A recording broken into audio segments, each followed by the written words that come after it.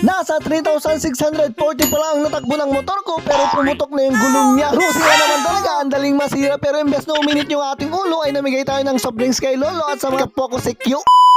Bagong araw ay bagong video at challenges na naman pero kaya natin tong lampasan basta maniwala lang tayo sa ating kakayahan. At syempre, nandito na naman ang manong yung sikyo na pabida-bida na hindi malaman kung anong dahilan ay bigla na lang nagkaroon ng malakas na fighting spirit. Kaya todo post dito sa social media kahit wala namang napapala sa ngayon. Ay.